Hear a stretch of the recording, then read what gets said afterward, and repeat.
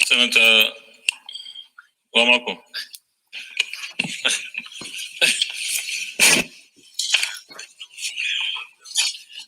Thank you, Mr. President, and my dear colleagues. I'd like to support this bill on the following grounds, Mr. President. One, the arguments contained in the bill were well presented and very much to standard. Two, the polytechnic has already ordered the test to the university, has already available in that university, so there isn't much problem in converting into university. Three, because it's merely a formality from polytechnic to university just by merely maybe naming and making a few changes. Otherwise, the structural requirements, land requirements, all other requirements are virtually there. So it's merely a formality, Mr. President. So I do support the bill as presented by my dear colleagues. I so submit, Mr. President. Thank you. Senator Suleiman Kwari. Thank you, Mr. President, distinguished colleagues.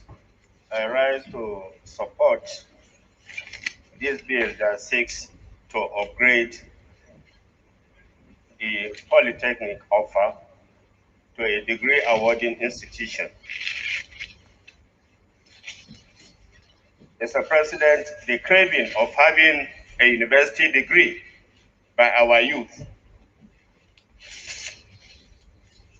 supports this initiative,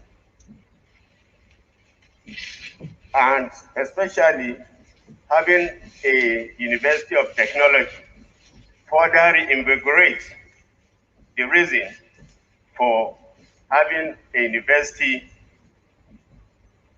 within that region will go in a long way to addressing this issue of scarcity of positions whenever university is being applied for amongst our youth. This craving will go a long way in ensuring that there are positions or opportunities for our students to be admitted when this polytechnic is upgraded. And we know the area being canvassed for is known for its scholarship, and giving them this opportunity will ensure that more of the indigenes of that particular area especially, and the nation at large, is given, or they are given opportunity to attend University of Technology as is being proposed. And employability of our youth is also another factor to be considered here, because the whole world is now shifting emphasis to technology. And the more we make this youth of ours obtain skills that will make them employable in a global world that we have today, the better for the country. So I support this initiative in its entirety and urge my colleagues to also give the necessary support to ensure that this bill is read a second time, Mr. President. Is anybody against the bill? Those in favor that this bill be now read a second time, say aye. Those against, say nay. There is a clerk of the Senate. Mr. President, distinguished senators, a bill for an act to amend the Federal Universities of Technology Act, F23, laws of the Federation of Nigeria 2004, to establish the Federal University of Technology of Kwara State by upgrading the Federal Polytechnic offer, and for other related matters, 2021 SB 702, second reading. A bill for an act to amend the Federal Universities of Technology Act, F23, laws of the Federation of Nigeria 2004, to establish the Federal University of Technology of Kwara State by upgrading the Federal Polytechnic offer, and for other related matters, 2021 second reading.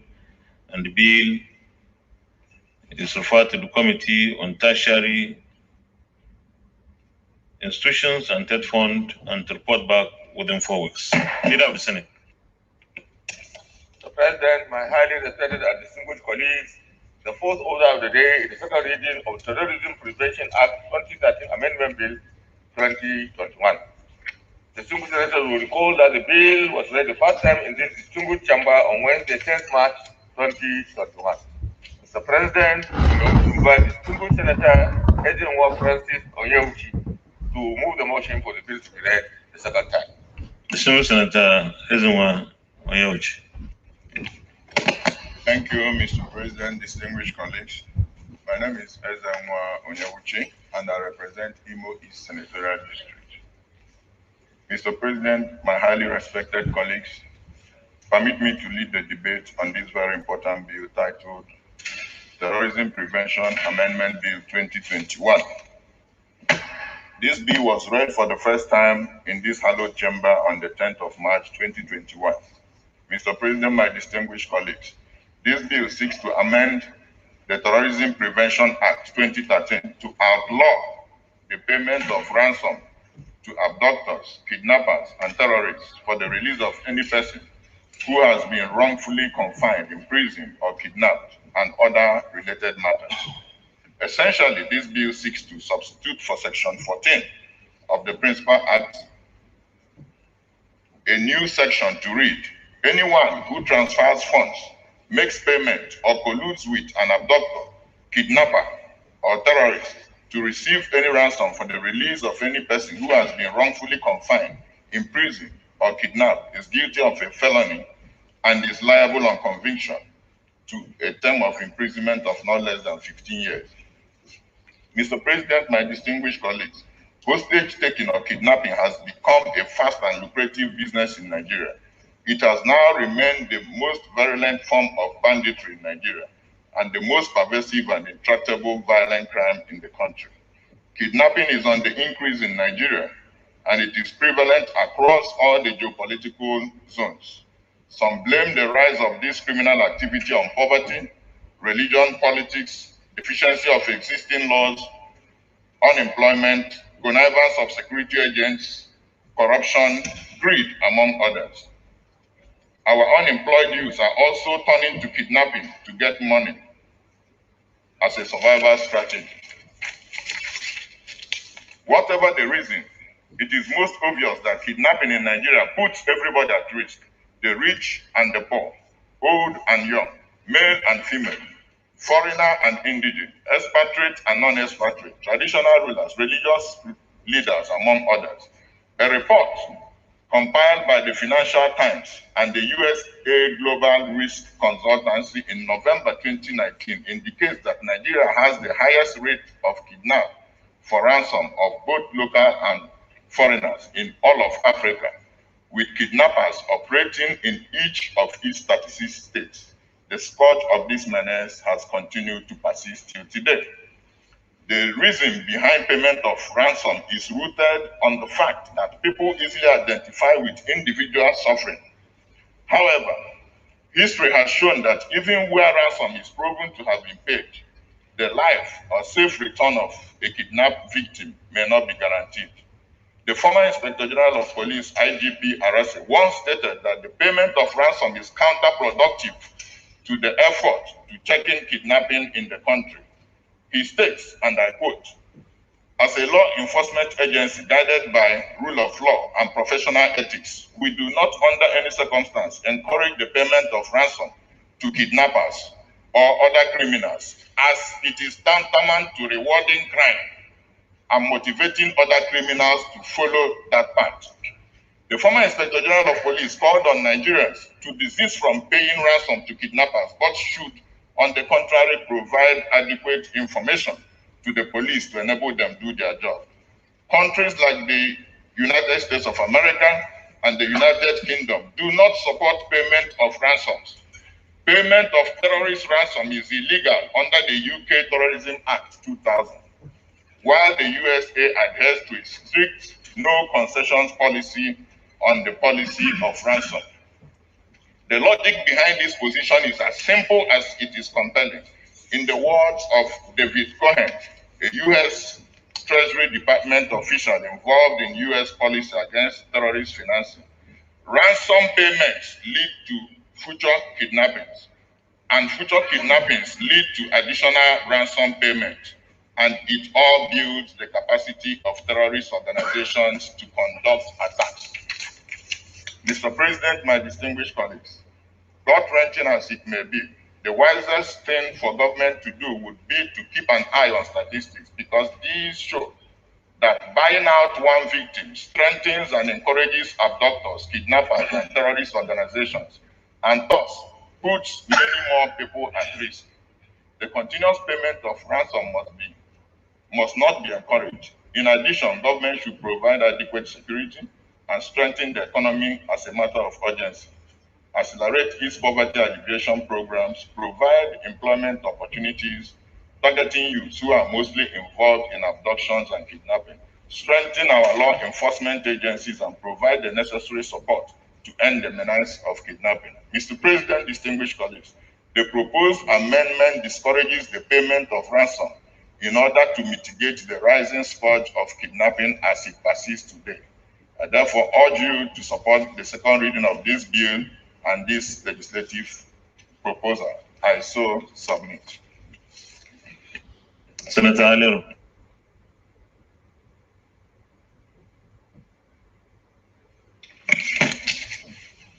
Thank you, Mr. President. Distinguished colleagues. Let me start by thanking my colleague, Senator Njenje, for sponsoring this bill. Payment of ransom is counterproductive, preventing kidnapping and terrorism in Nigeria. The more ransom you pay, the more likely you are to have terrorists and bandits, harassing you.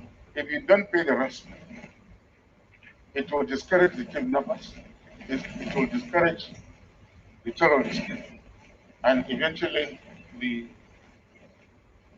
captives will be released. But Mr. President, going beyond that, we need to also strengthen the law enforcement agencies so that they can track the bandits and terrorists, so that we can immediately get the people that are kidnapped released immediately. A situation where you have people that are being kidnapped and kept in a particular place for more than 30 and 40 days. And our security agents are not able to get them released. Call to caution. With the use of technology, they can easily be tracked and be apprehended. But we don't do that, Mr. President. And that's why people go extra mile to get money, to get their relatives released. So payment of ransom is not good. But at the same time, we should encourage the security agents to use technology to track the bandits or the terrorists so that they can easily be arrested and be prosecuted. I believe if we do that, it will go a long way in solving the problem of insurgency, terrorism, and banditry in Nigeria. So the bill is good. I support it, and I urge all my colleagues to do the same. Thank you very much. Is anybody against the bill? Those in favor that this bill be now read a second time, say aye. Those against, say nay. The ayes have it. Clerk of the Senate.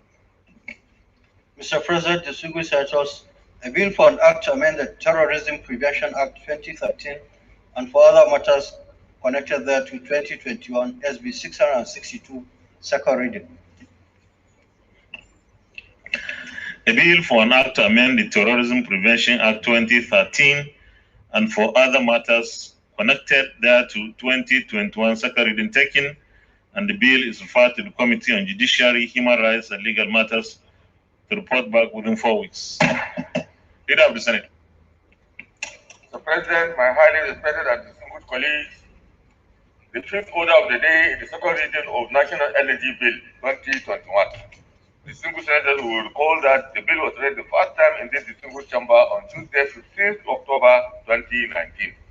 Mr. President, we wish to invite distinguished Senator Ibrahim Gobir to move the motion for the bill to be read the second time.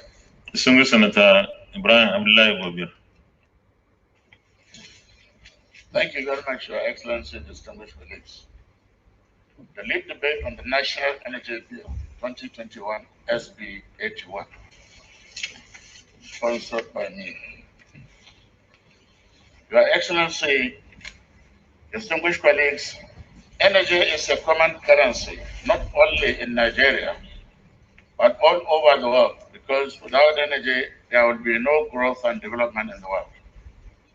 Developed countries are moving progressively today because they have adequate energy to play with, and those countries that are struggling with energy problems are virtually behind because they cannot cope up with their energy challenges and demands.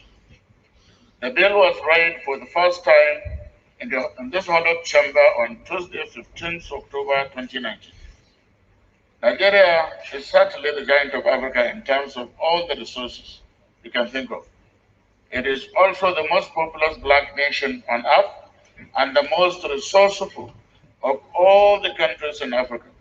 But when it comes to the issue of energy, the country is certainly one of the least because the energy is not enough to go around in this country. Hence, the need to have this energy bill that will consider all the various energy sources we have in this country and advise on its effective and efficient utilization. Reasons for our backwardness in energy. Your Excellency, distinguished colleagues, Nigeria today is backward in energy because it has refused to utilize its abundant energy resources and the right energy mix, particularly in producing electricity for the country. It is important to know that the level of energy utilization in an economy, coupled with the efficient energy conversion of these energy resources for useful purposes, is directly proportional to the level of development of that economy. It is also an indicator of its ability to overcome all the likely challenges associated with the use of energy. Nigeria, with its abundant energy resources, cannot allow itself to be left behind in the use and exploitation of this very important commodity. Nigeria is supposed to be the main energy producer in Africa, but unfortunately cannot even supply its own energy needs, talk less of giving other smaller countries in Africa.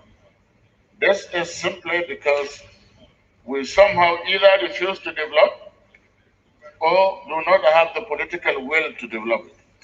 However, with this energy bill, I'm confident that Nigeria should and must develop its energy base and get out of the present government. I also believe that with this present government of change, under the able leadership of President Buhari, there will be that political will needed to pursue this energy bill strictly. Structure of the bill. This bill is structured into 12 sections, with each section well explained in detail to ensure effective and efficient utilization of each source of energy. The first part of the bill deals with the objectives of the bill, and the remaining sections deal with development and exploration of each energy source and how to achieve its potential in terms of short, medium, and long-term objectives. The energy sources and other related topics are as follows: petroleum product, renewable energy, bioenergy, electrical energy, energy utilization, energy efficient and conservation, environmental, climate change, and other energy issues, energy financing, planning and implementation, and lastly, the use of hydro to produce electricity. In addition to the responsibilities of government, have been spelled out in order to achieve full potentials of each energy source. This has become necessary so that local, private sector, and international communities will know that government will do, what the government will do to provide necessary incentives that will attract them to invest in this sector. Private sector, both local and international, will be involved to ensure efficiency and the rapid development of the particular energy source because they are the main drivers of the economy. Bill, since the agency that is to monitor the implementation of this bill is already in place, which is the National Energy Commission of Nigeria. Your Excellency, distinguished colleagues, this bill is important because it is going to revolutionize our energy sector for our economy to move faster and foster growth and development. I therefore call on all my colleagues to support it because it can be, so that it can be given speedy coverage. The whole idea in the bill is that we have energy mix, and we have to make sure at each mix or at each sector, we will say we want a certain percentage of that energy to be produced so that we can have the required electricity in this country. I so move, Your Excellency. Thank you.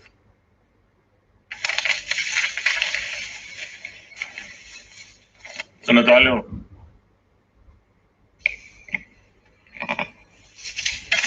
Thank you, Mr. President, distinguished colleagues. I rise to second the second reading of this bill for the following reason. Mr. President, we have been spending a lot of money to develop our power sector. And the more we spend, the less we get.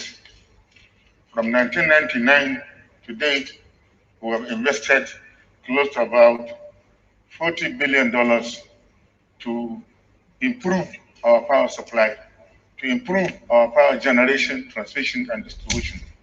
But we are nowhere where we want to be. So this bill, to me, is important because it will certainly bring change in what Nigeria is trying to get. That is uninterrupted power supply.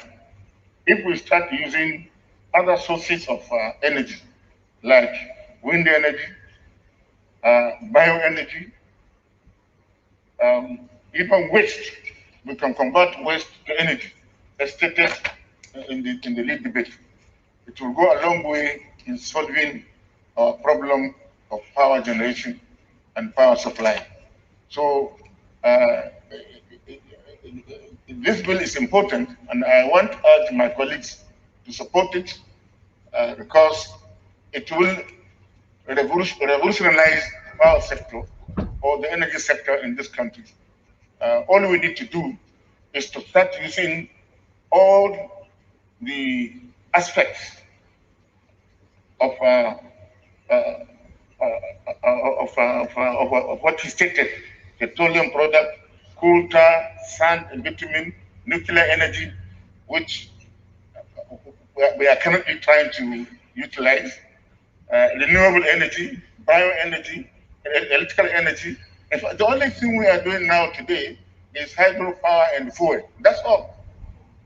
Very little on solar energy. So I urge my colleagues to support this bill to go for second reading, and I hope it will scale through. Thank you very much. Is anybody against the bill? Those in favor that this bill be now read a second time, say aye. Those against, say nay. There is Clerk of the Senate. Mr. President, distinguished senators, a bill for an act to provide for the legal, fiscal, and regulatory framework for the sustainable energy development with the overall objective of providing clean, affordable, adequate, and reliable energy in Nigeria, 2021 SB 81, second reading. A bill for an act to provide for legal, fiscal, and regulatory framework for the sustainable energy development with the overall objective of providing clean, affordable, adequate, and reliable energy in Nigeria 2021, second reading taken, and the bill is referred to the Senate Committees on Science and Technology and Power, with Science and Technology as the lead committee. Leader of the Senate. Mr. President, my highly respected and distinguished colleagues, The sixth order of the day is the presentation and consideration of the report of the Joint Committee on Communications, ICT, and Cybercrime on Primary Healthcare and Communicable Diseases on the status of the 5G network in Nigeria and its technological impact on Nigerian citizens. Mr. President, you may wish to invite distinguished Senator Oluremi Shade Tinubu to remove the motion for the Senate to receive and consider this report. Distinguished Senator Oluremi Tinubu. Thank you, Mr. President and distinguished colleagues. My name is Oluremi Tinubu, representing Lagos Central Senatorial District. I rise to move the motion that the Senate do receive and consider the report of the Joint Committee on Communications, Science and Technology, ICT, and Cybercrimes, and Primary Healthcare and Communicable Diseases on the investigation of the status of 5G network in Nigeria and its technological impact on Nigerian citizens. I so move, Mr. President. Senator Nora Ladi Dadut. Thank you, Mr. President. Senator Nora Ladi Dadut, representing Plateau South. I rise to second the motion moved by Senator Oluremi Tinubu. So second. Distinguished colleagues, those in favor of the motion that the Senate do receive and consider the report of our Joint Committee on Communications, ICT, and Cybercrimes, and Primary Healthcare and Communicable Diseases, say aye. Those against, say nay. The ayes have it. Chairman may lead the report.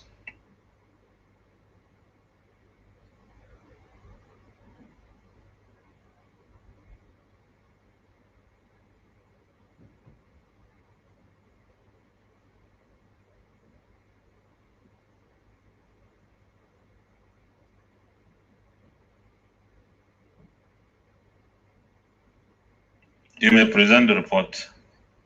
I don't know whether there is an executive report, something summarizing, or okay. It's a very bulky report, so I'm going to summarize. I wanted to also create the indulgence of you. And I'll start with just a brief introduction, and then I'll move on to what's even recommendations. It's a well-detailed report, and it's just very bulky. I think the recommendations also touch on parts of the findings. The Senate of the Federal Republic of Nigeria, at its sitting on Tuesday, 5th May 2020, resolved to mandate its joint committees on communications, science and technology, primary health care and communicable diseases, and ICT and cyber crimes to conduct a thorough investigation on the status of 5G network in Nigeria and its technological impact on Nigerian citizens, and referred same to the Joint Committee for further legislative action pursuant to Section 88 and 89 of the 1999 Constitution of the Federal Republic of Nigeria.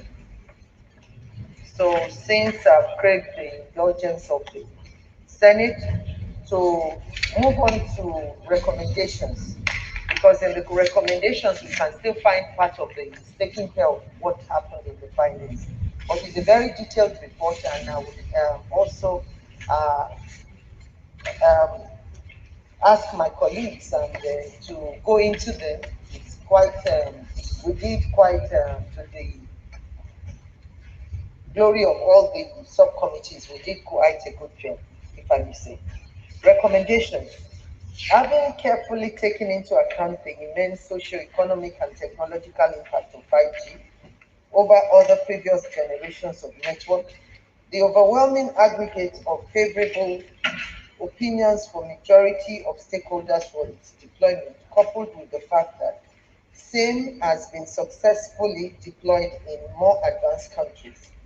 The Joint Committee hereby shares the recommendations of very sensitive government establishments such as the Federal Ministry of Communications and Digital Economy, the Nigerian Communications Commission, the Office of the National Security Advisor, the National Information Technology Development Agency, etc., and other telecoms professional organizations such as the Association of Telecommunications Company of Nigeria, ATCON, Association of Licensed Telecommunications Operators of Nigeria, ALTAN, and the Global System of Mobile Communications Association, that it is appropriate for Nigeria to join the Committee of Nations that are engaged in the deployment of 5G for all its inherent gains.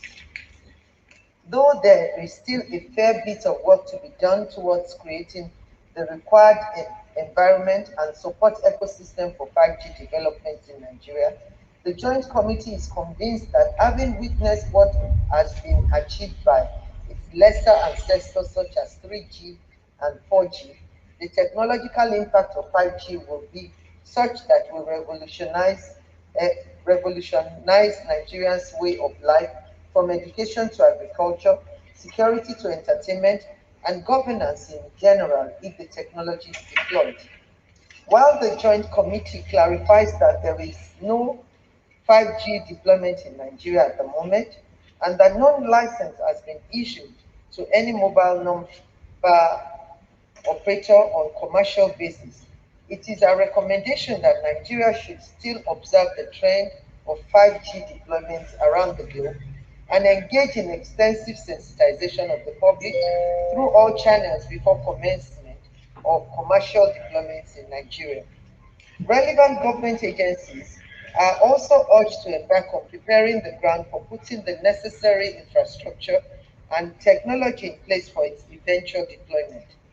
This period of ground preparation is expected to be utilized to complete feasibility studies for the various broadband projects in order to ascertain actual cost implications for their implementation, complete sustainability plans, provide enabling environment, including free right-of-way, tax waivers, sustainable power supply, improve security of men, materials, and equipment, eliminate multiple regulations and charges, recognize telecommunications infrastructure as public utility infrastructure, and engender public trust and confidence. The Joint Committee further recommends that global standards for the deployment of 5G technology should be strictly adhered to, while looking out for lessons learned by countries that have already deployed in order to guide our own deployment. Lessons from South Korea, the first country with substantial deployment, will be instructive in this regard.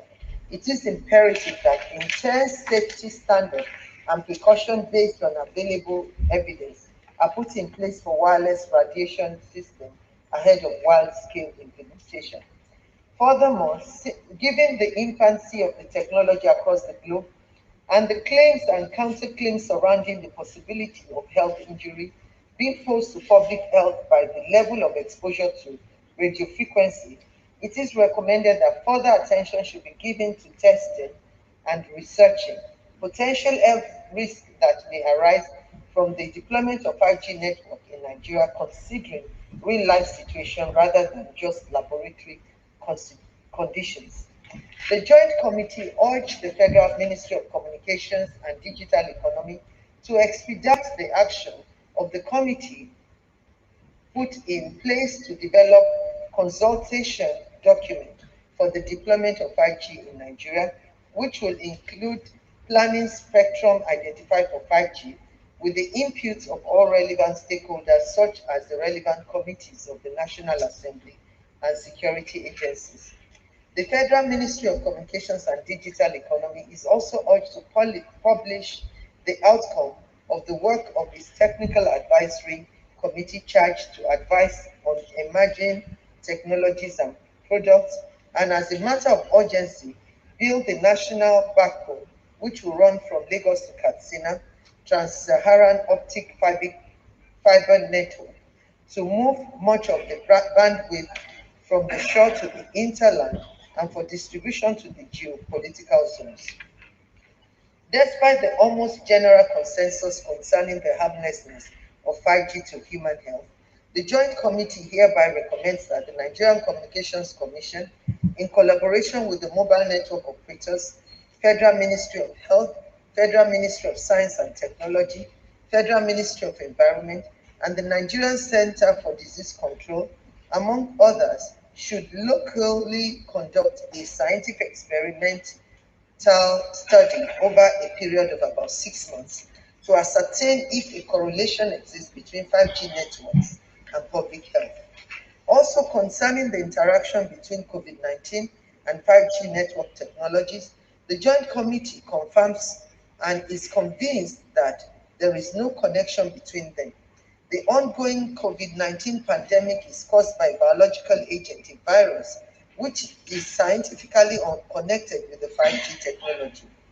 Responding to rumors across the world that link COVID-19 to 5G, the International Commission on Non-Iodizing Radiation Protection, ICNIRP, stated thus, I quote, the claim that exposure to electromagnetic field generated by 5G can both cause COVID-19 and increase its severity are not supported by any evidence, not even extremely weak evidence.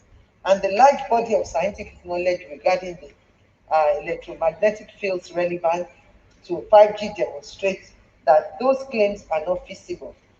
While appreciating the concern of the Office of the National Security Advisor over the national security implication of 5G technology deployments, the Joint Committee hereby recommends, as postulated by the Office of the National Security Advisor, the establishment of an interagency working group comprising of the Office of the National Security Advisor, the Nigerian Communications Commission, the Federal Ministry of Communications and Digital Economy, and other relevant stakeholders to assess and address all the national security concerns highlighted in paragraph 9.14 and develop necessary risk management framework that will ensure that future deployment of the technology will be done in a manner that protects Nigeria's national security interests.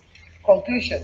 Mr. President, distinguished senators, the Joint Committee expresses profound gratitude for the opportunity to undertake this all-important national assignment.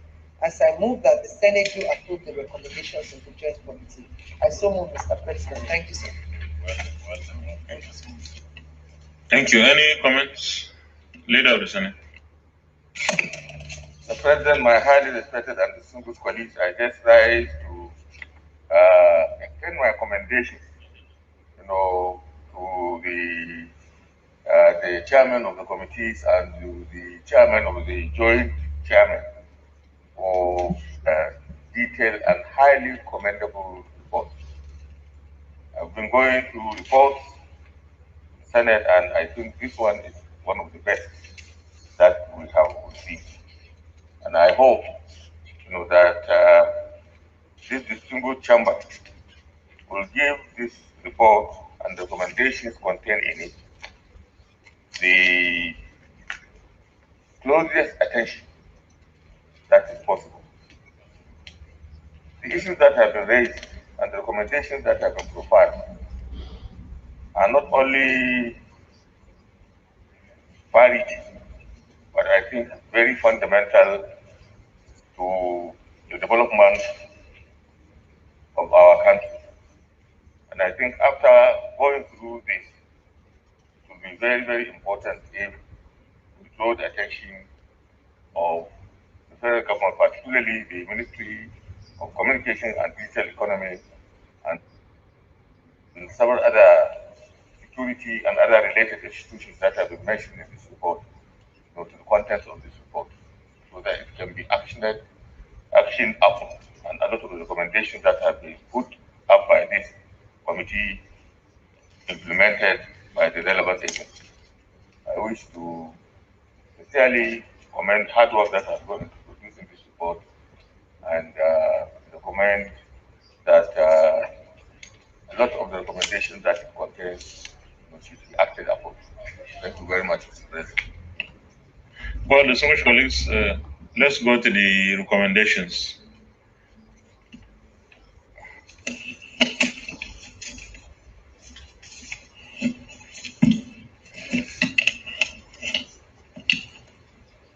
recommendation is on page 63. It starts from page 63 of the report. Those in favor that those in favor of recommendation 1, that is 10.1, say aye. Those against, say nay. Ayes have it.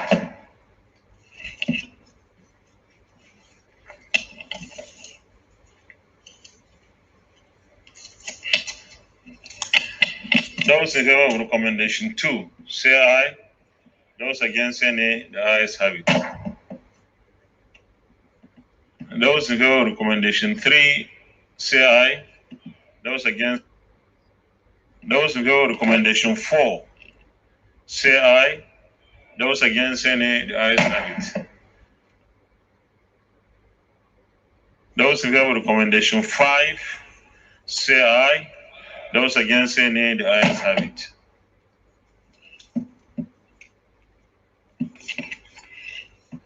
Those in favor of recommendation 6, say aye.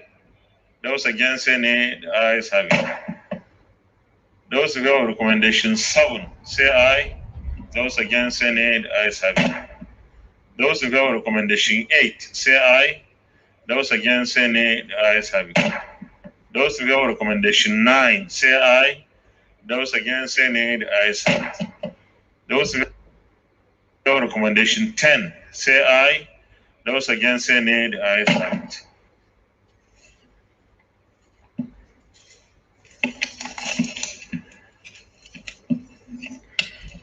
Those in favor of recommendation 11, say aye.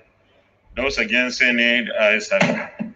Thank you very much, distinguished colleagues, and let me also join the leader of the Senate in commending the committee, the joint committee, for a very thorough job, and will advise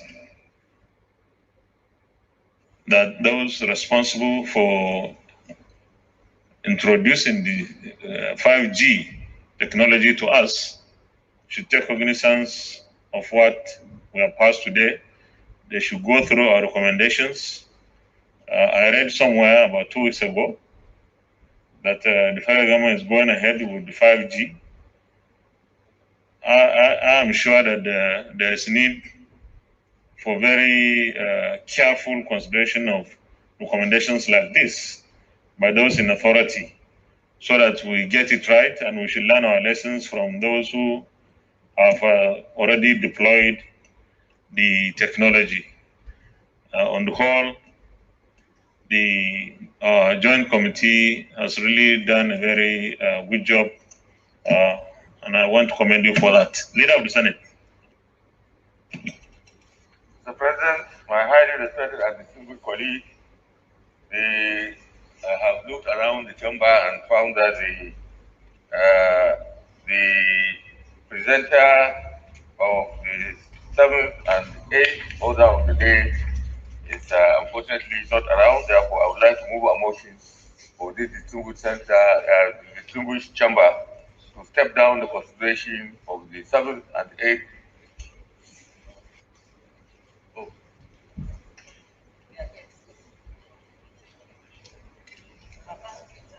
Okay.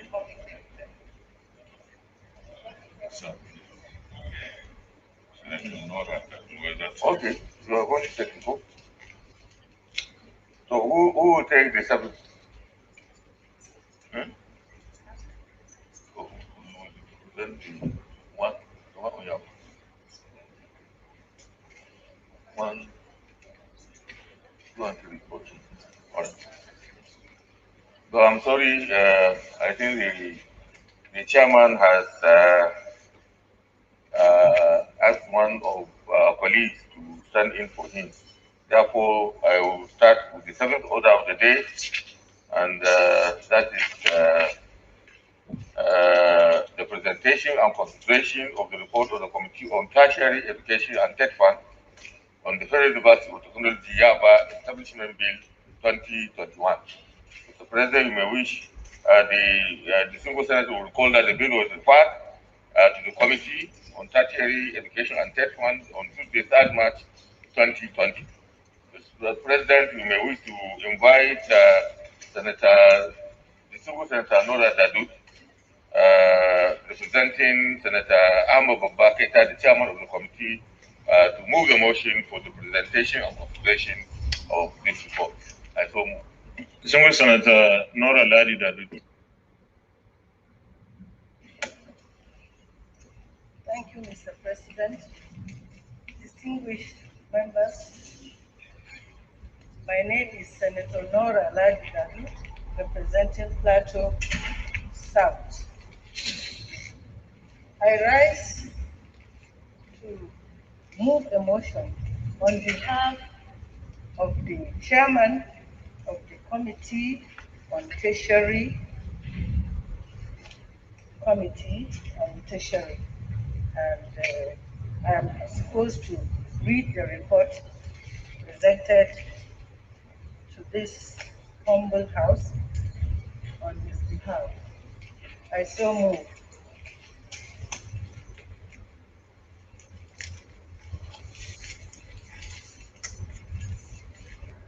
I need a seconder.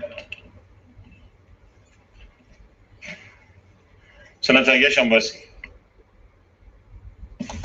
Thank you, Mr. President. Yeshambasi, Cross River South. I support my distinguished colleague.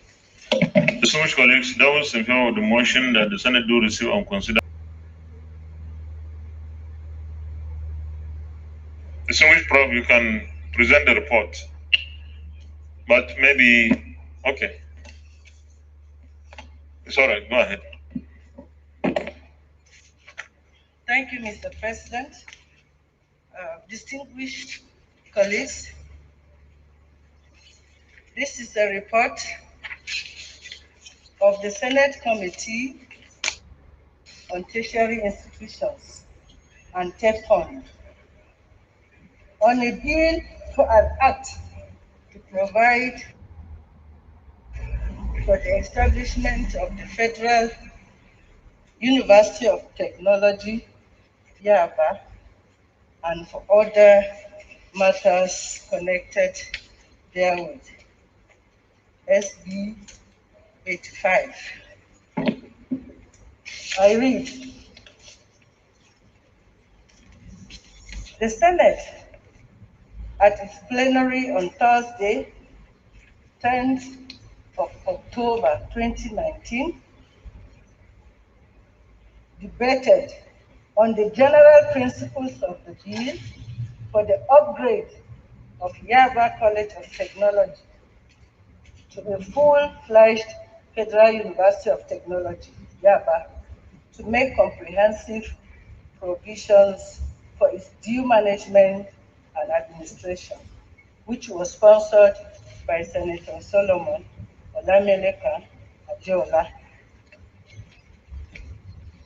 After extensive deliberations, the bill was read for the second time and referred to the Senate Committee on Tertiary Institutions and TED Fund for further legislative action. Bid Senate Order of Referral dated Thursday, 3rd December 2020, and to report back with its recommendations. Mr. President, allow me to go straight to the summary and the recommendations mentioned.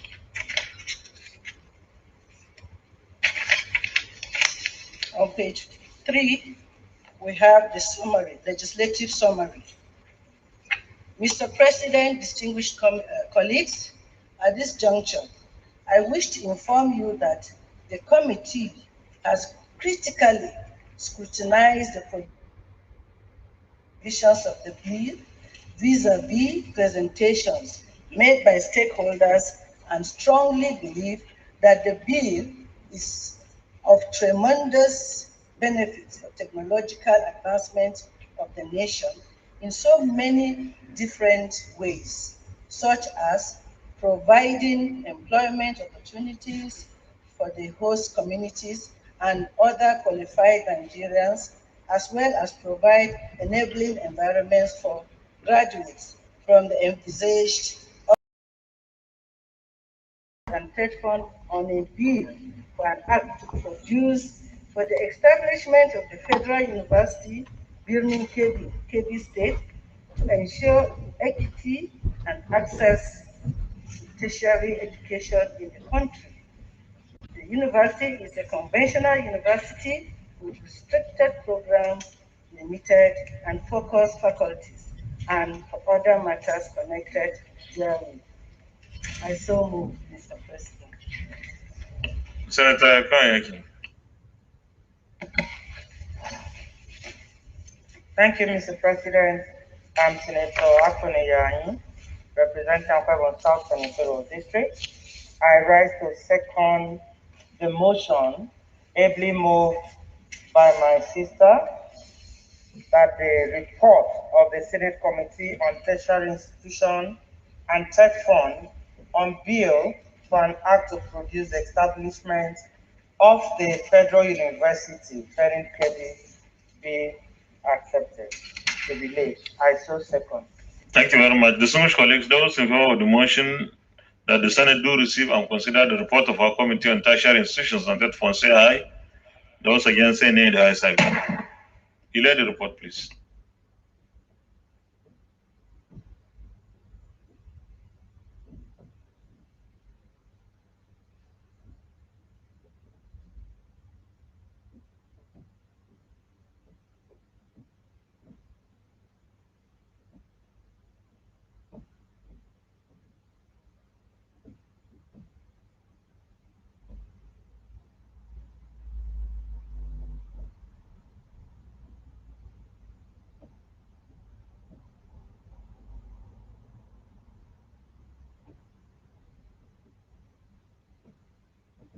You are really having an exercise.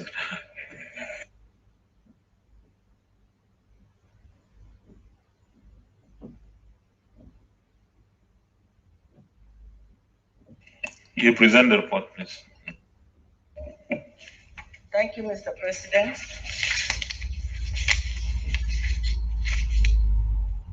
The Senate, the report of the Senate Committee on Tertiary Institutions and Tech Fund on a bill for an act to produce for the establishment of the Federal University building KB State to ensure equity and access to tertiary education in the country. The university is a conventional university. I want to read the legislative summary and then the recommendations. Legislative summary, page 3. Mr. President, distinguished colleagues, at this juncture, I wish to inform you that the committee has critically scrutinized the provisions of the bill vis-a-vis presentations made by stakeholders were harmonized to enable smooth passage of this bill. Also, the committee found the bill worthy and therefore it has strong belief that it is of immense benefits to the general public. Accordingly, the committee has also carried out partial amendments on the bill, which ranges from adjustment of clauses, provisions of new insertions were made to calibrate the content of the bill to context and relative equilibrium with a view to balancing it. Similarly, it has made redraft and editorial corrections, identified pitfalls, lacunas, and bridged same to conform to the best normative cultural standard in legislation. I think, Mr. President, it may interest us to know the findings and observations. From the views expressed by the stakeholders at the public hearing and subsequent analysis of both oral and written presentations of memoranda, the committee hereby makes the following observations and findings. 1. The stakeholders who made both written and oral submissions at the public hearing unanimously subscribed to the content of the draft bill and rendered their overwhelming social solidarity in support of passage of the bill by the National Assembly. 2. The establishment of the Federal University Building Kebbi will no doubt provide the required manpower that Nigeria needs in the areas of geosciences and technology and general agricultural practices as a boost for the exploration of solid minerals, scientific and social knowledge in promotion of cutting-edge research in Nigeria and beyond. 3. The knowledge and skills that would be acquired by the graduates from the envisaged Act of the National Assembly will definitely go a long way in expanding and deepening the horizon of the students in geosciences, exploration of solid minerals, and general agricultural practices, thereby contributing to the nation's GDP and increase revenue base of Nigeria and consequentially contributing to national integration and social progress of the multicultural young people of this country. Hence, the need for the Senate to consider and approve this legislative proposal for the benefit of humanity in general and Nigeria as a nation in particular. Recommendations. Mr. President, the recommendations here state that the Senate Committee on Tertiary Institutions and State Fund to which this bill was referred, having carefully considered same hereby, recommends as follows: that the Senate do consider and pass the bill for the establishment of the Federal University Building Kebbi State to ensure equity and access to tertiary education as conventionally university with restricted programs, limited and focused faculties, and for other matters connected therewith. Bill 2021 as recommended. In conclusion, Mr. President, distinguished colleagues, I, that is the chairman of this committee, wish to use this opportunity to thank the President of the Senate and distinguished colleagues for the opportunity to serve in this capacity and to humbly request the Senate to pass this bill. I so move. Thank you, Mr. President. Any comments or observations? Leader of the Senate, Committee of the Whole. Mr. President, my highly respected and distinguished colleagues, I rise to move a motion for the Senate to resolve in the Committee of the Whole to consider these two reports. I so move. Minority Leader. Thank you, Mr. President. I so second. Distinguished colleagues, those in favor of the motion that the Senate resolves into Committee of the Whole to consider the reports close by close, say aye. Those against, say nay. The ayes have it.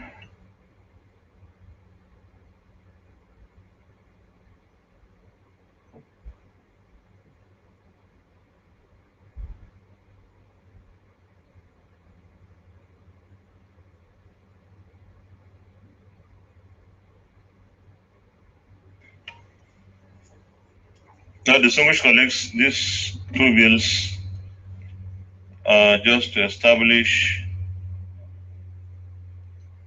institutions, and therefore they are not controversial.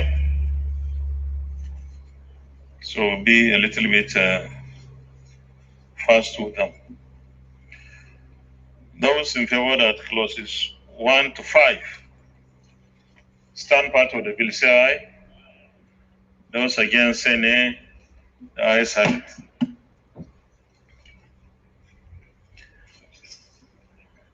Those in favor that clauses 6 to 10 stand part of the bill, say aye. Those against, say nay. The ayes have it.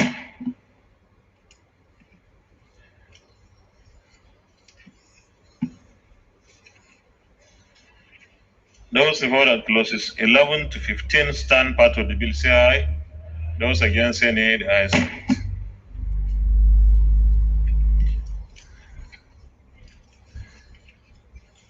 Those Those in favor that clauses 16, 17, 18, 19, and 20 stand part of the bill say aye. Those against say nay. The ayes have it.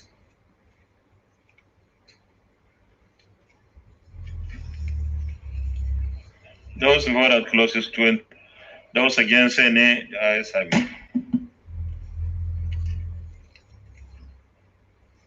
Those in favor that clauses 26 to 30 stand part of the bill say aye. Those against say nay. The ayes have it. Those in favor that clauses 31 and 32 stand part of the bill say aye. Those against say nay. The ayes have it. Those in favor that the interpretation stands part of the bill say aye. Those against say nay. The ayes have it. Those in favor that the short title stands part of the bill say aye. Those against say nay. The ayes have it. Those in favor that the schedule stand part of the bill say aye. Those against say nay. The ayes have it. Those in favor that the explanatory memorandum stand part of the bill say aye. Those against say nay. The ayes have it. Those in favor that the long title stands part of the bill say aye. Those against say nay. The ayes have it. Thank you. Then the second report.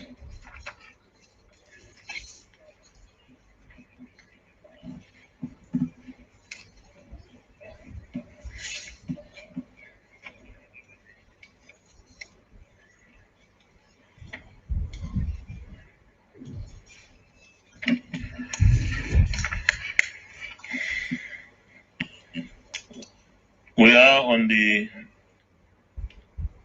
second report. Those in favor that clauses 1 to 5 stand part of the bill say aye. Those against say nay. The ayes have it.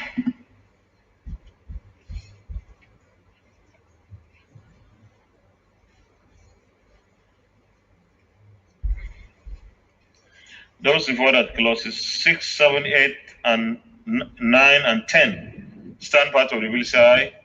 Those against say nay. The ayes have it. Those in favor that clauses 11 to 15 stand part of the bill say aye. Those against say nay. The ayes have it. Those in favor that clauses 16 to 20 stand part of the bill say aye. Those against say nay. The ayes have it. Those in favor that clauses 21 to 25 stand part of the bill say aye. Those against say nay. The ayes have it.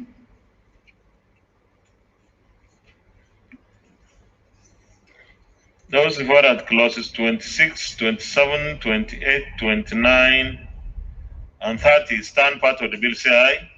Those against say nay. The ayes have it.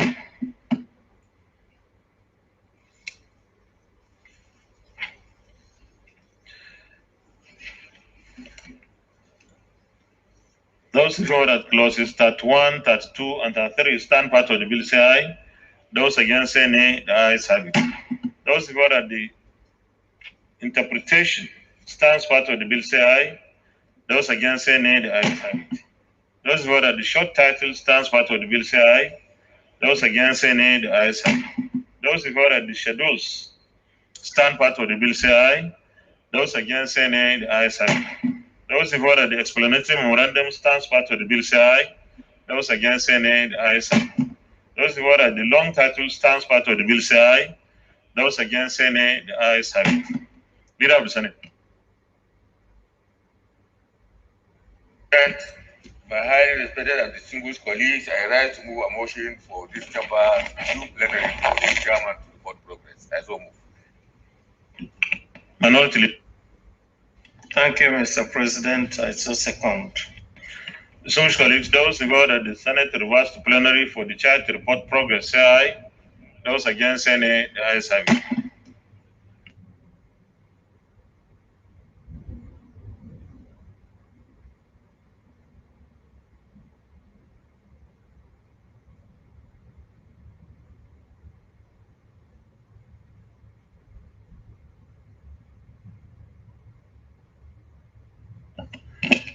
The Senate and the Committee of the Whole considered the Federal University of Technology hereby establishing Bill 2021 and approved as follows. Long title as recommended. Clauses 1 to 30 as recommended. Interpretation as recommended. Short title as recommended. The schedules as recommended. Explanatory memorandum as recommended. Is this a true reflection of what transpired in the Committee of the Whole?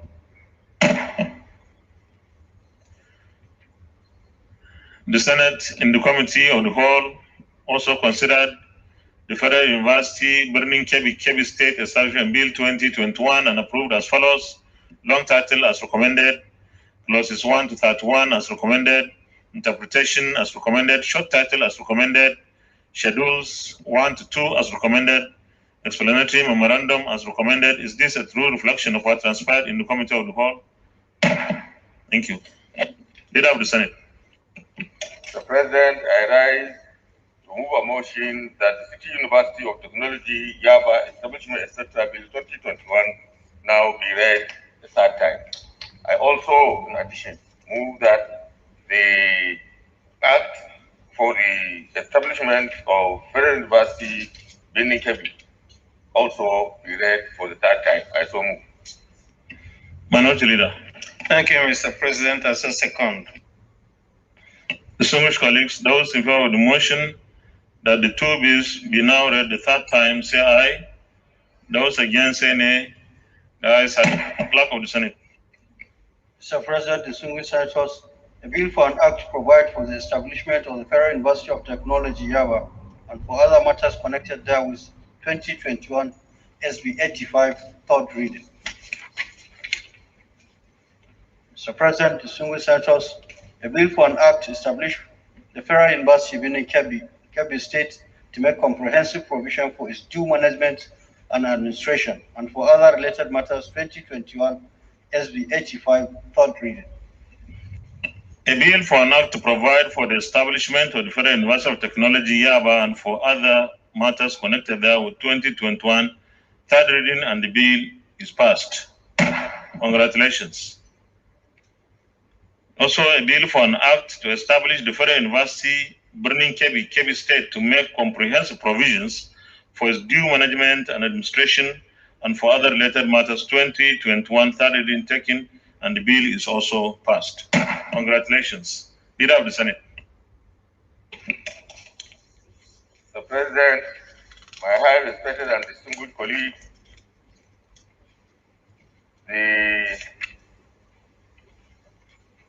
having come this far, I rise to move a motion for this chamber to consider stepping down on. Leader, let's take the motions. Yeah, we take them.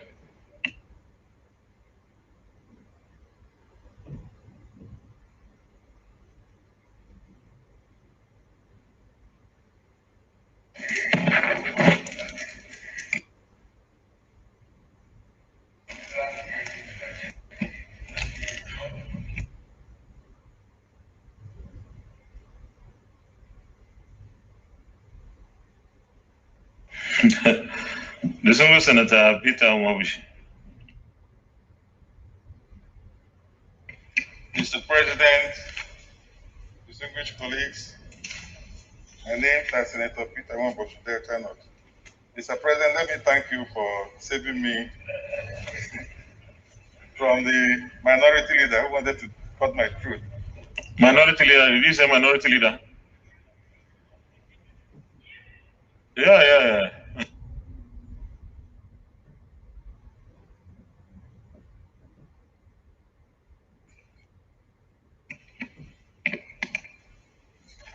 Mr. President, the Senate notes that a lottery market report recited by 2021 projects that the global lottery market is expected to generate a revenue of $353.1 billion by 2026, rising from $157.7 billion in 2028. Further note that lottery in Nigeria has the potential to increase the revenue base of the country, with roughly 60 million Nigerians between the ages of 18 and 40 involved in active sports betting, while over 2 billion is spent on sports betting daily, which translates to $2.2 billion per annum. Aware that between 2018 and 2019, Nigeria was reported to have been generating 2 billion naira annually from lottery. Further aware that while Nigeria, with a population of over 200 million, generates a paltry 2 billion naira annually from lottery, Senegal, with a 12 million population, generates 200 billion CFA, about 125 billion naira annually. Ivory Coast, with a 25 million population, generates 500 billion CFA, about 312 billion annually. And Burkina Faso, with a 20 million population, generates 900 billion CFA, which translates to about 562 billion naira annually. Concerned that in line with Section 24 of the National Lottery Commission Act 2005, there has been significant revenue loss due to government from the proceeds of lottery sales in Nigeria. Further concerned, the statutory remittance by lottery operators in the country, especially from the popular Ghana game, have been extremely poor and not reflective of the actual sales generated by the operators. Worried that a proposed term of settlement approved by the governing board of the National Lottery Regulatory Commission on the 1st and 2nd of June 2020, not 2021, has not been executed. Alarmed that the approved terms of settlement will aid the federal government to commence generation of high revenues from Ghana game and cure all irregularities surrounding the operations of the game in Nigeria. And further alarmed that despite a ministerial directive to the National Lottery Regulatory Commission on the 3rd of July 2020, not 2021, to execute the terms of the settlement in line with National Lottery Act 205 as amended National Lottery Amendment Law 2017. Within 7 working days, nothing has been done. Accordingly resolved to mandate the Committee on Sports to investigate the circumstances surrounding the non-execution of the terms of settlement and report back within 4 weeks. I so move. Senator Geshambasi. Thank you, Mr. President. Geshambasi, Cross River South. Mr. President, this motion is quite alarming. Some of the issues raised by the mover are quite are facts that need to be investigated. And I want to commend him for this motion and support him wholeheartedly, second this motion wholeheartedly, that we should go ahead and go to the prayers and support those prayers. Is anybody against the... Okay, we go to the prayer.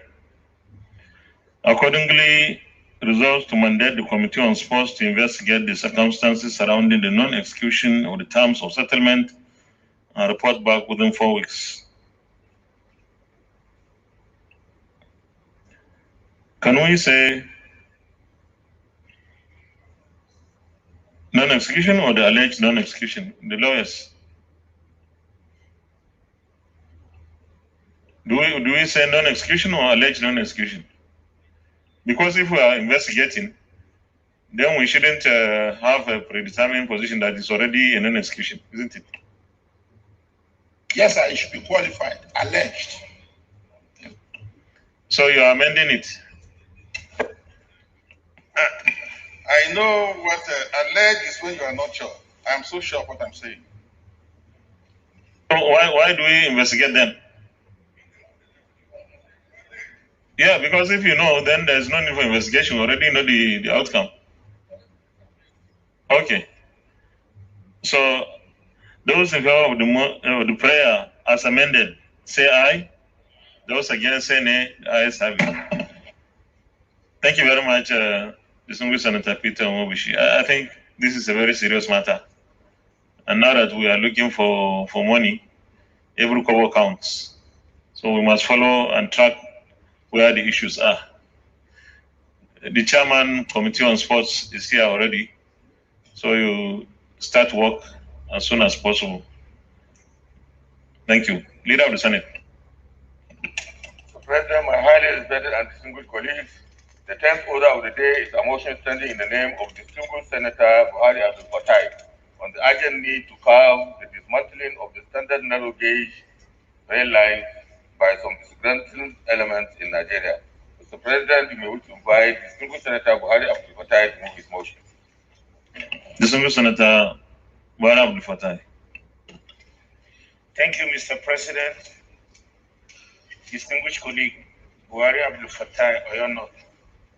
Mr. President, I move for the urgent need to curb the dismantling of standard and narrow gauge rail line by some disgruntled element in Nigeria. That the Senate note that the railway boosted the Nigerian local content through employment of indigenous workers from various ethnic groups in the country and was therefore acknowledged as having diversified workforce. Aware that the Nigerian rail has been neglected for decades, but in recent times, the government has stepped up the rehabilitation, reinvigoration, and construction of railway lines across the country. Acknowledged that the Warri Itakwe standard gauge rail line was commissioned by President Muhammadu Buhari on the 23rd September, with freight service further commissioned on the 16th of April 2021. Consider that the rail transport system is the most effective, affordable, energy-saving, and environmentally friendly form of transportation.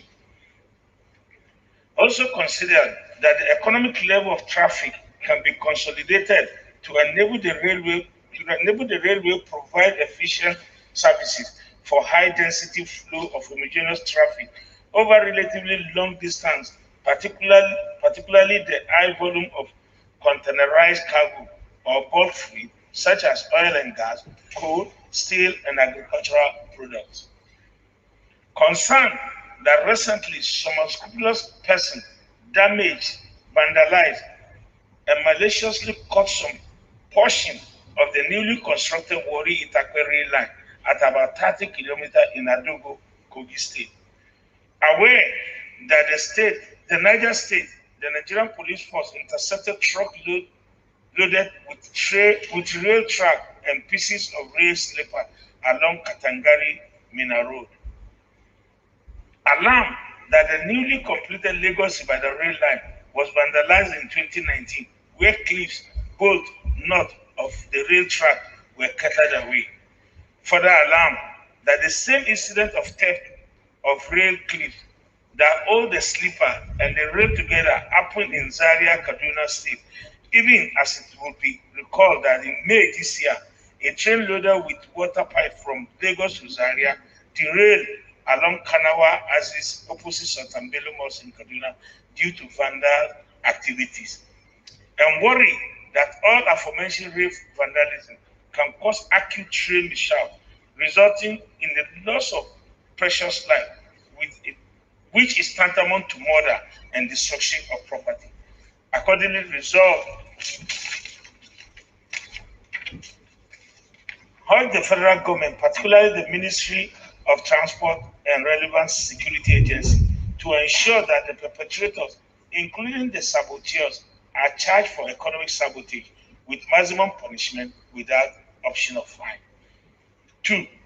Urge the relevant authority, including the Nigerian Railway Corporation, to engage the services of local security guard along all the rail lines in the country. Mandate the Committee on Police Affairs to liaise with the hierarchy of Nigerian Police Force and the National Security Civil Defense Corps to work out modality towards regular patrol and surveillance of the rail track within the country. I so move, Mr. President. Senator Abraham Gover. Thank you very much, Your Excellency. Distinguished colleagues, this is a very serious issue. Because the situation whereby somebody will just go and start taking away the track of the railway line, I think is tantamount to a murder. because these people are doing it to kill others. And therefore, if there is a way we can employ even capital punishment for these people, I think it's better. Because if we don't do that, at the end of the day, we will lose precious lives. So I think I support this important motion, and I therefore hope that everybody is going to support it. Capital punishment in this case, I think, is good for this people. Thank you very much. Senator Alero.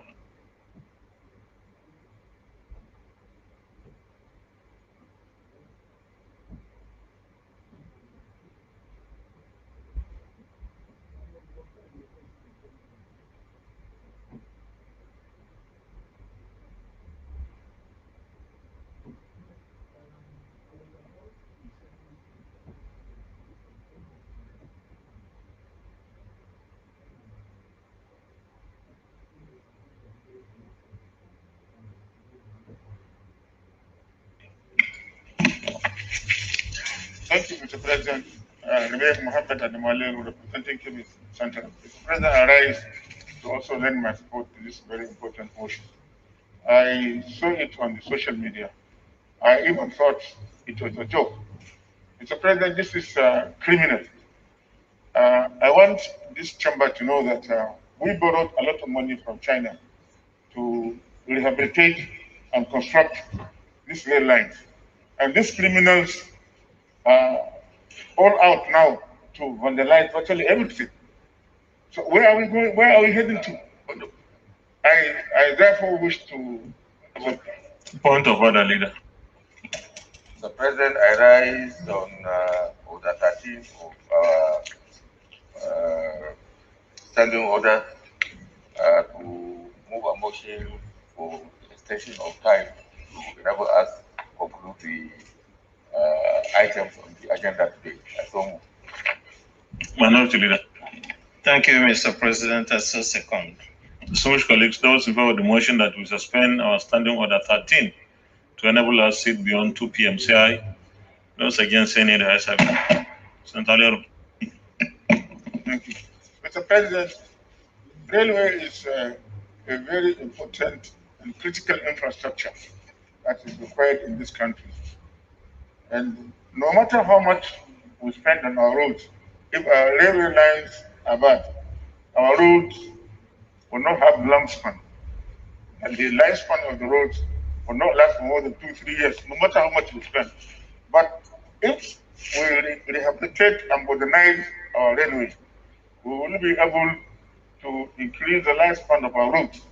So we should take this issue very seriously. If the existing laws are not enough to give enough punishment to these criminals, we should amend the existing law so that capital punishment will be imposed on those that vandalize our rail lines.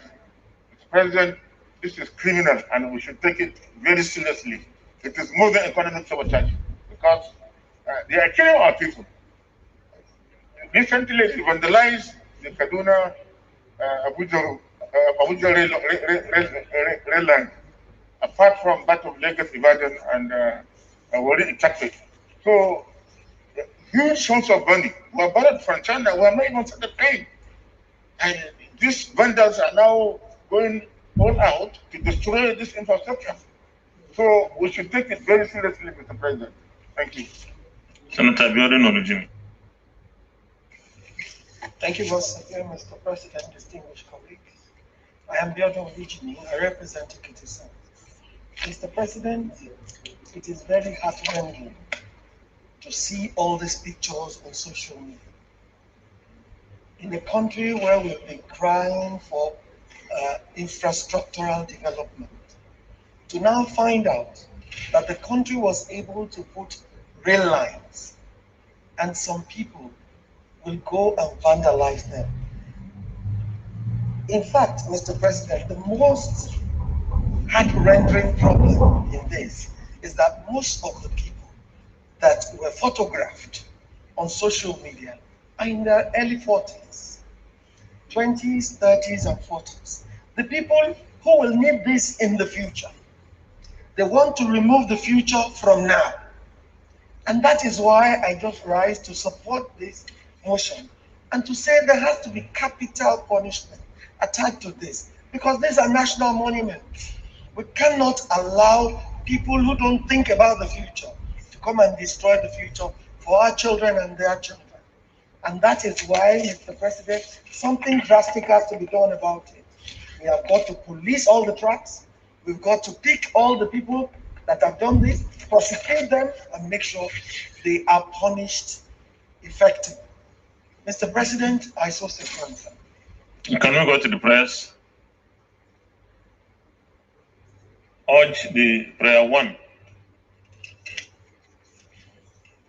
Urge the federal government, particularly the Federal Minister of Transport and the relevant security agencies, to ensure that the perpetrators, including the saboteurs, are charged for economic sabotage with the maximum punishment without option of fine.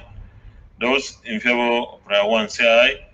Those against say nay. The ayes have it. Prayer 2, urge the relevant authorities, including Nigeria Railway Corporation, to engage the services of local security guards along all railway lines in the country. Those in favor of this prayer say aye.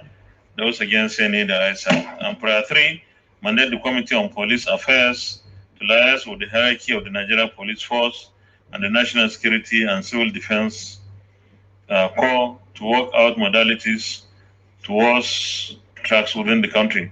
Well, if you are talking about Committee on Police Affairs and then liaising with Nigeria Police and National Security and Civil Defense, then you also bring in Committee on Interior, because Committee Interior oversights the Civil Defense.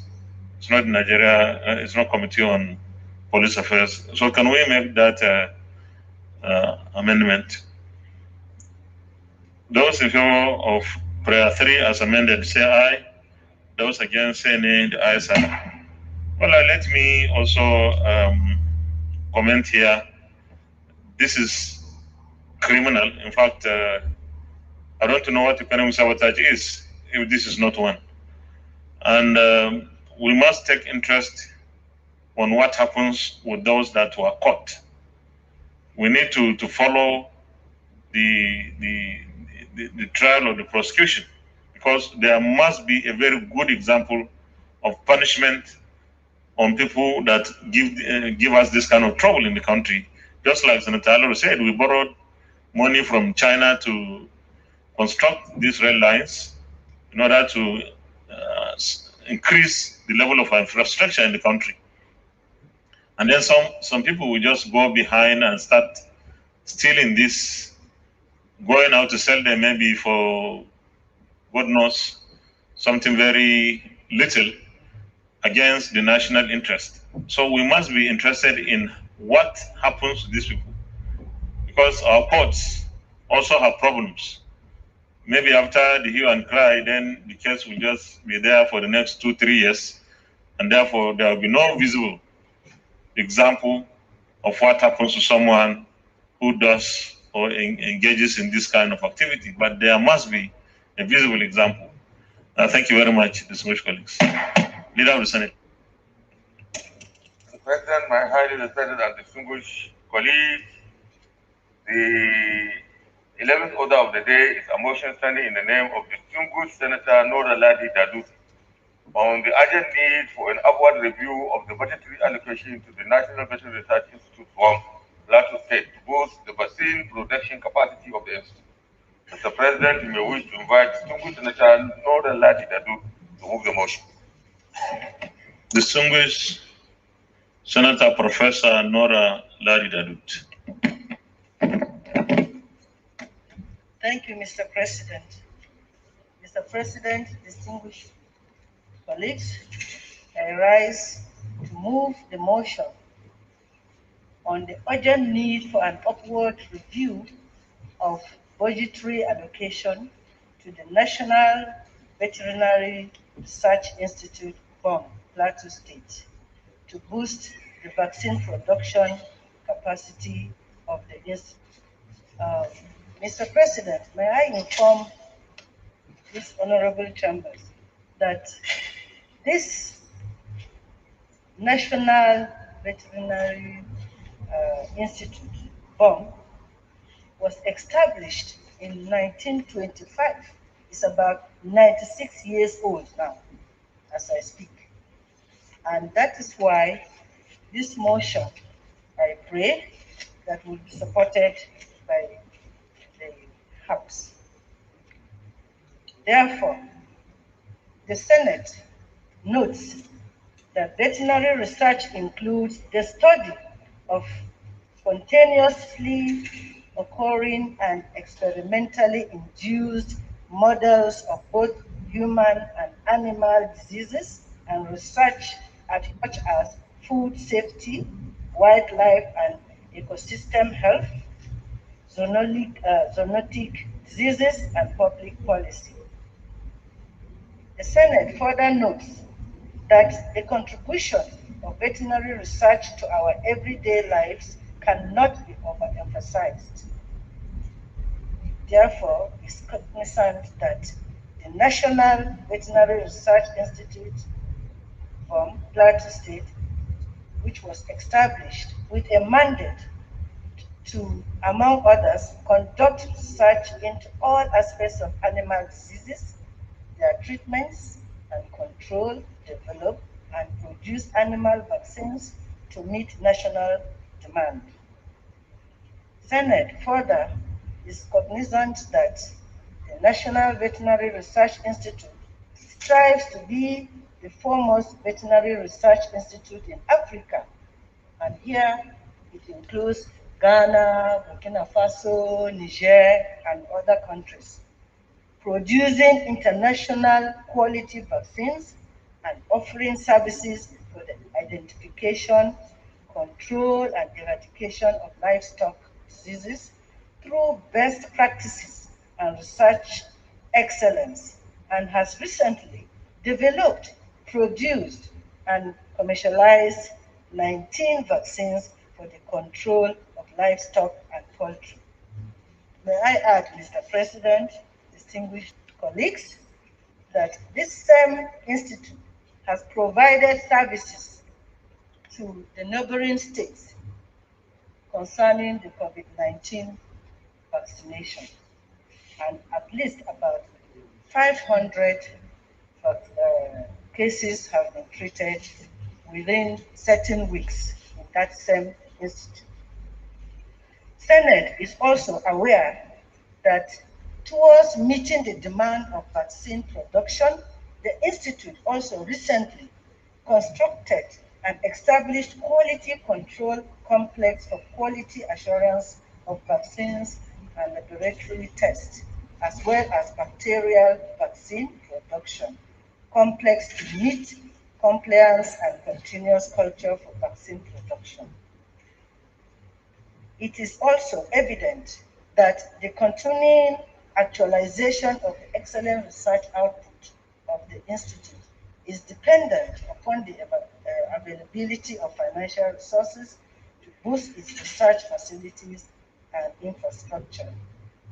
Senate therefore regrets that despite its visible efforts and commendable outputs, this 96-year-old institute has not been able to perform optimally due to paucity of funds, a situation that has negatively impacted on the ability of the institute to deliver its mandate to the best of its potential and, of course, its values.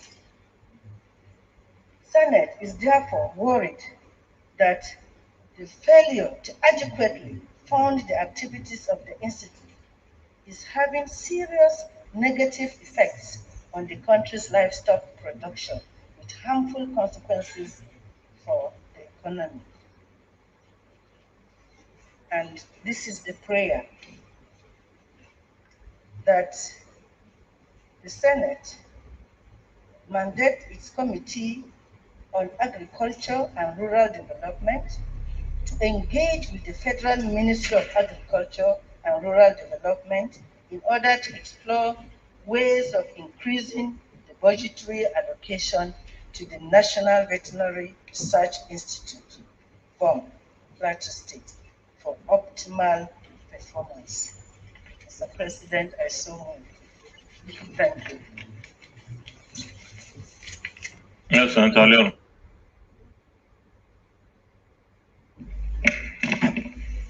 Thank you, Mr. President, distinguished colleagues. I remain Muhammad Al-Ali. Mr. President, I rise to second this motion because of its importance. National Veterinary Research, National Veterinary Research Institute in Guam is one of the oldest, institutes in the country. It's meant to produce vaccines for animals or for livestock generally. I happen to be in the Committee on Agriculture. Mr. President, the head of this institute complained bitterly to us that the allocation given to them is grossly inadequate, and they will not be able to carry out important research and also be able to produce enough vaccines for use in the country. Mr. President, if we can adequately fund this institute, we have no business importing vaccines into Nigeria. He assured us that he has all the staff, all the technical staff required to produce higher quality vaccine for the use of our livestock. And we can even stop importing and thereby saving foreign exchange. And therefore support this motion that there should be increased funding to this institute, and possibly we can even look beyond the budget if possible, so that we can adequately fund this institute in order to perform optimally. It is for our own good. We are in the era of diversification of the economy, and I believe it is in line with that I support the request that more funding should go into this institute so that agriculture can be diversified. It's a means of getting foreign exchange. Thank you. Thank you very much. Distinguished colleagues. Okay, Senator Oroyolo Aderele Adeyemi. Thank you, Mr. President. I'm Senator Adelere Adeyemi Oroyolo, representing also West Senatorial District.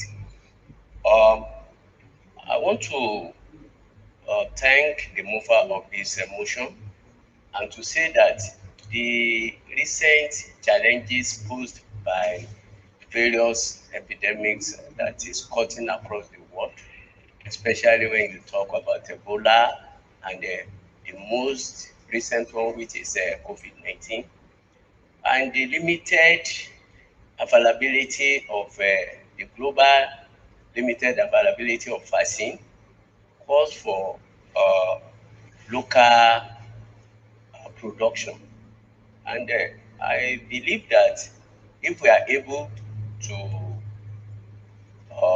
fund this particular research institute, it is possible for us even to get sufficient vaccine for the country, and also we can also export to other countries, thereby attracting foreign currency to our country.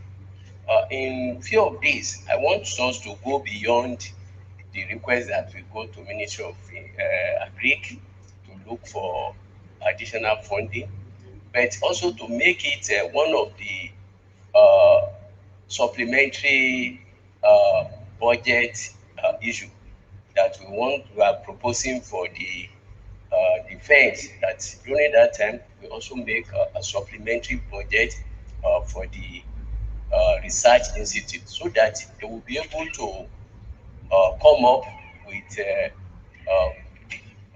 quality vaccine that will be internationally acceptable. I so support. Thank you. Well, thank you very much, distinguished colleagues. There is only one prayer: development, to engage with the Federal Ministry of Agriculture and Rural Development in order to explore ways of increasing the budgetary allocation to the National Veterinary Research Institute, NVRI, for optimal performance. Those who have this prayer say aye. Those against, say nay. The ayes have it. Yes.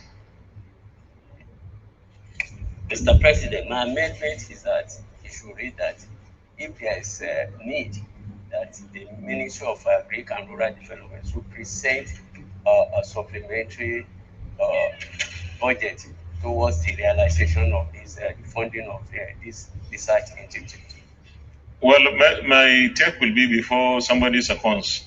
My take will be that the supplementary budget the National Assembly is waiting is exclusively for the purchase of COVID-19 vaccines and the security funding of security agencies. The 2022 budget appropriation bill, I'm sure by June they will start working on it because they will present it in September. So instead of maybe diluting the supplementary budget, because if you start adding these things, we don't know why it will end. I would rather suggest that we look at the 2022 appropriation and see where we can place this in sanitary level. Yeah, Mr. President, I want to suggest that we advise the institute to approach the CBN for intervention, just like what they are doing in dry season farming for rice, maize, and other crops. The CBN has intervened in cotton production, in cocoa production, and rubber plantation, palm oil, and they can also intervene in production of vaccine for livestock. It's all about agriculture. I think if we do that, we will have an easier and faster way of getting funding. Thank you. I will suggest that should be an additional prayer. And it's not for the MVRI management to approach CBN. We can urge the CBN to provide some funds for MVRI instead of asking the management to go through. Maybe we can use that as an additional prayer. Is that okay?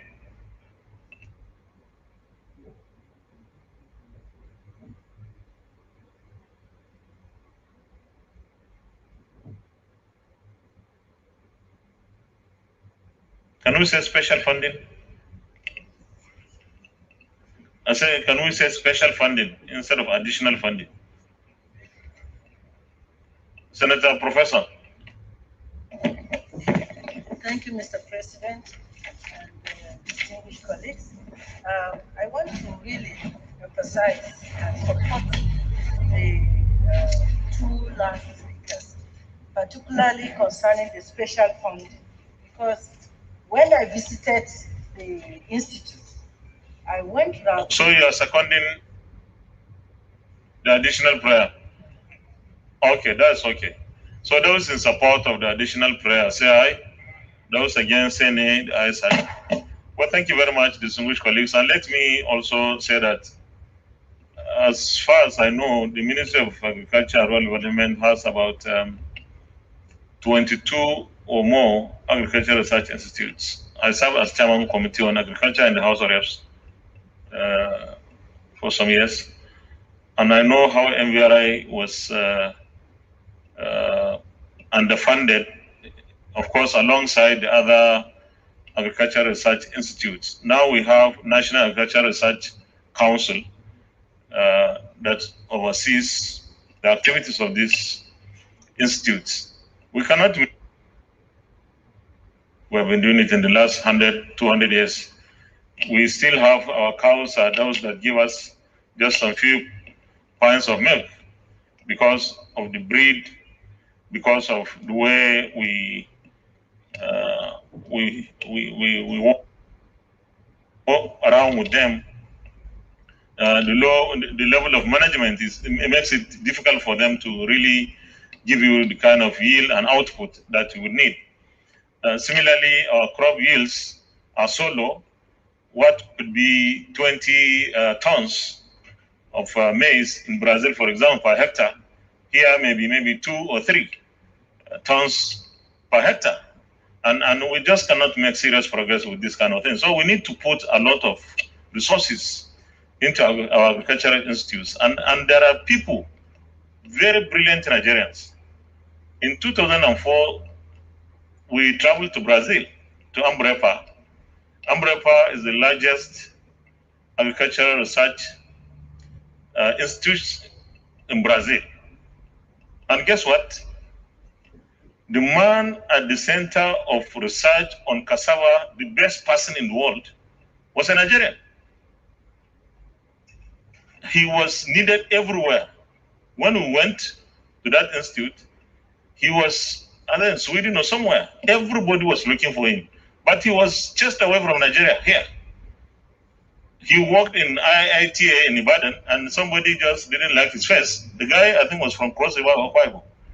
And they sacked him. So we have brilliant people, but we need to give them what to work with. And I believe that giving our Agricultural Research Institute some funding will make them do better and will revolutionize our agricultural sector. Thank you very much, distinguished colleagues. I think with this, we have come to the end of today's session.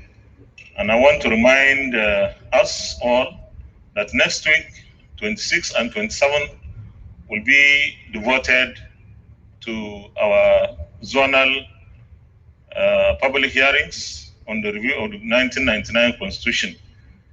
And I want to also take the opportunity to once again implore Nigerians that whoever feels he has some issues that he wants considered in the Constitution, you have an opportunity, you should have a date. Choose whichever center you want to go and present your case. The National Assembly is open to all manners of ideas and views on how to make. Point of order again, leader. In order to smoothen our closure, I would like to move a motion for us to step down consideration of the remaining items on our order paper to another legislative. Leader, you're already holding your books like you are ready to go. Minority Leader. Thank you, Mr. President. I so second. Distinguished colleagues, those who go with the motion that we stand down the remaining items on the order paper, say aye. Those against, say nay. The ayes have it. The Senate is hereby adjourned till 1st June 2021 at 10 a.m. prompt. Thank you very much.